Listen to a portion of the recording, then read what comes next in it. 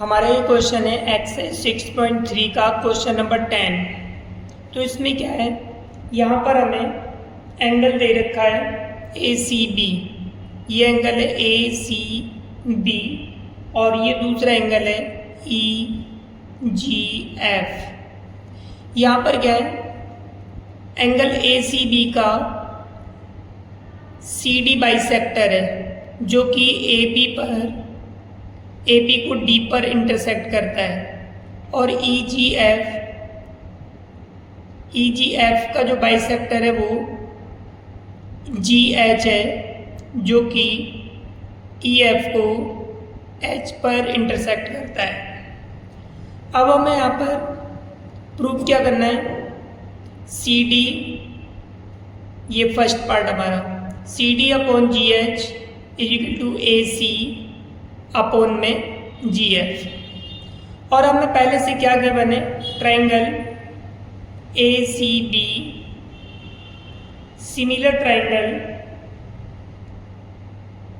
ए B C similar triangle F E G, ये हमें दे रखा है। यहाँ पे हम लिख देंगे गिवन, ये ऑलरेडी हमें गिवन है। अब हम फर्स्ट पार्ट सॉल्व करते हैं इसका सॉल्यूशन। तो फर्स्ट पार्ट में हमें corresponding side C D G H और ए सी एफ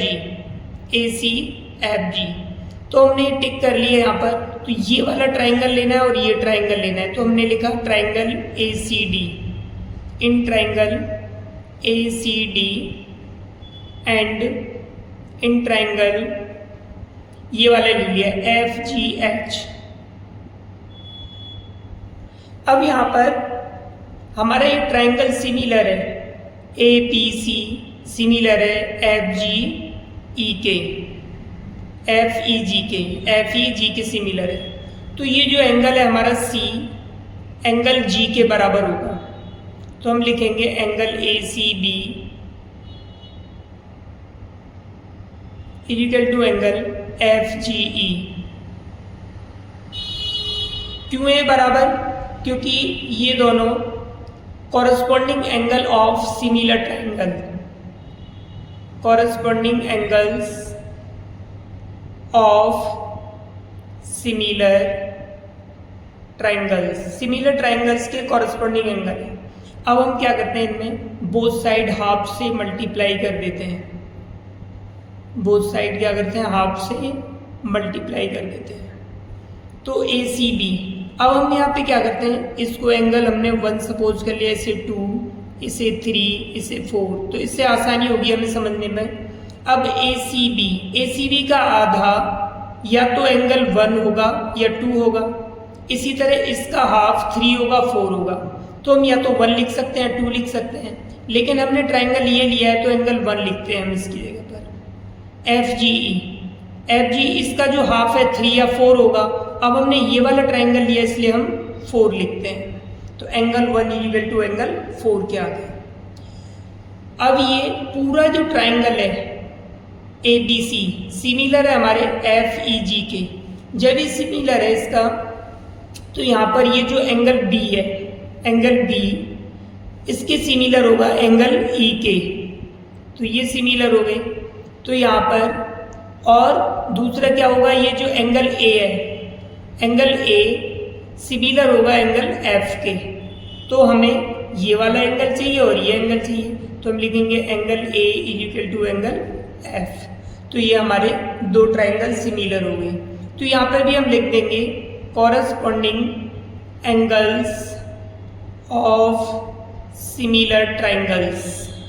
तो ये हमारे कॉरेस्पॉन्डिंग एंगल हो गए। तो हमारे पास दो एंगल बराबर आ गए, तो हम लिखेंगे triangle A C D similar triangle F G H. कौन सा क्राइटेरिया लगा, एंगल क्राइटेरिया। अब हमें ये फर्स्ट पार्ट में सॉल्व करना है, C D upon G H A C तो अपॉन में एफ जी, तो इनकी कॉरेस्पॉन्डिंग साइड, इस वाले ट्राइंगल की, ऊपर वाले ट्राइंगल की हमने साइड सी डी ले ली और इसकी ये वाली हमने नीचे वाले ट्राइंगल की जी एच ले ली। इसी तरह से अब इस वाले ट्रायंगल की हमने साइड AC ले ली और इस वाले ट्रायंगल की साइड हमने FG ले ली, ये वाली। तो इस तरह से हमारे फर्स्ट पार्ट इसका प्रूव हो गया। यहाँ पे लिखेंगे corresponding sides of similar triangles. तो इस तरह से हमारा फर्स्ट पार्ट हो गया ये।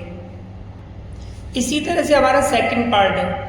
तो सेकंड पार्ट है हमारा DCB सिमिलर HGE। DCB कौन सा है? ये वाला ट्रायंगल। और HGE कौन सा है? ये वाला ट्रायंगल। तो इनको प्रूव करना है। तो हम उसी तरह से लिखेंगे angle ACB equal to angle FGE। क्यों है बराबर? क्योंकि ट्रायंगल पूरा ABC सिमिलर है इसके। तो पूरा ट्रायंगल सिमिलर है, तो ये वाला एंगल इसके बराबर होगा। तो यहाँ पे लिखेंगे corresponding angles of similar triangles. तो इस तरह से आ गया।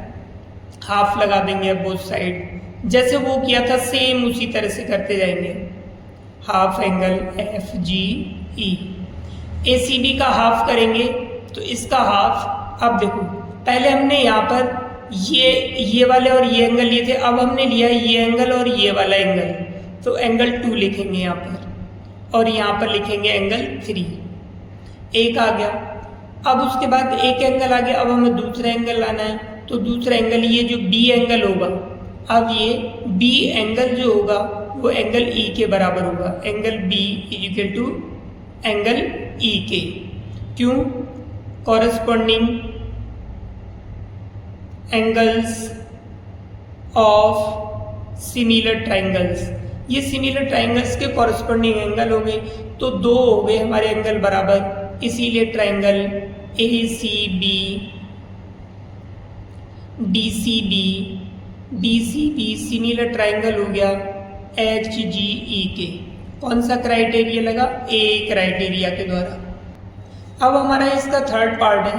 तो थर्ड पार्ट में हमें प्रूफ क्या करना है? DCA सिमिलर HGF के। तो DCA कौन सा है? DCA हो गया और HGF ये हो गया। उसी तरह से अब हम यहाँ पर क्या ले सकते हैं? सेम उसी तरह angle ACB similar triangle similar angle FGE, या फिर F, यहाँ पर हमें कौन सा लें? FGE, ये ले लिया।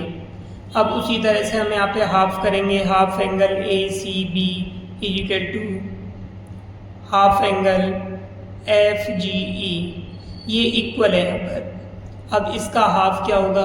एंगल 1 ले लिया इसका हाफ, और इसका जो हाफ है उसी तरह से एंगल 4 ले लिया।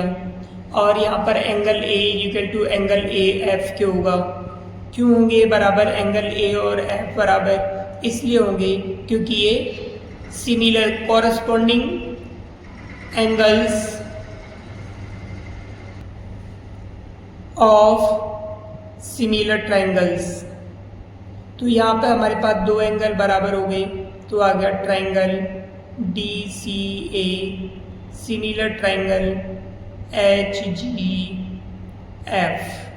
ये हमारा AA क्राइटेरिया से प्रूव हो गया।